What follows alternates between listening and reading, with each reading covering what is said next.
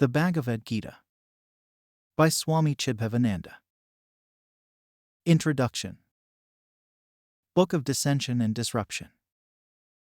Positive service is rendered by a wind that brings rain-bearing clouds, but a dust storm has only a nuisance value. There are not want people who classify the Gita as a dust-raising whirlwind. Conflicting commentaries, they say, have cropped up around this book, and they have led to endless debate and verbal warfare.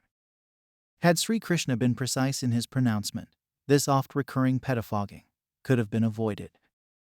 Interpretation of the Gita has resulted in purposeless and endless argumentation. There is yet another charge brought against this book. It allows reactionaries and revolutionaries to thrive and create friction in a peace-loving and law-abiding society. This book is like gunpowder to those who want to create an explosion. It encourages youth to revolt against respectable elders. That the killer is no sinner, and that in no way he transgresses the moral law, is the core of the teachings of the Gita. It states that man is not bound by his action.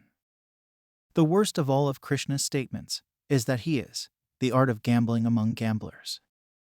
Can there be a greater encouragement to perversion? Are these not sufficient clues to misguide the perverted ones in society? The seed of social disruption lies hidden in this so-called scripture. Charges such as these have to be met and answered. Really, there is no room for confusion about issues in the Gita. Yoga Shastra, that this book does not countenance disruption and dissension of any kind. The commentators of the Gita were not men of empty talk and purposeless living. In their own way, they have been pillars of society. The tree is known for its fruit. The contribution to social welfare and solidarity that the commentators have made through their personal lives is incalculable. They were the real lovers of society. No trace of self-seeking or exploitation could be found in them. On the other hand, culture was enshrined in them, and codes of conduct found expression in and through them.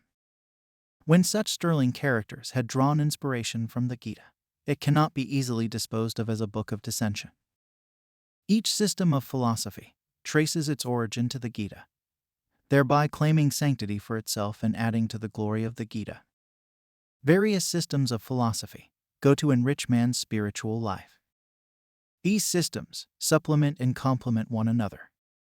They are not empty wrangles, as the thoughtless would have it. Even as nature is the material for various branches of knowledge, Gita is the source of inspiration for the various systems of philosophy.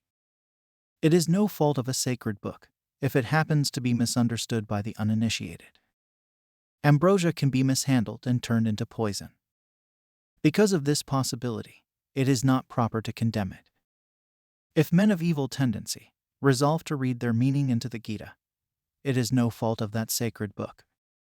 It has been the source of inspiration for thousands of holy men in their path to perfection, and it will continue to be so forever. Time will have no adverse effect on this book. It is an eternal and infallible spiritual guide.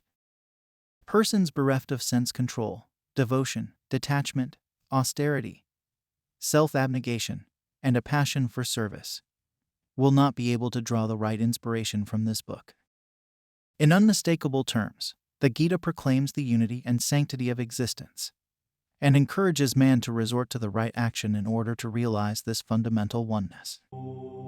For more information, please visit executiveserenity.com. Thank you.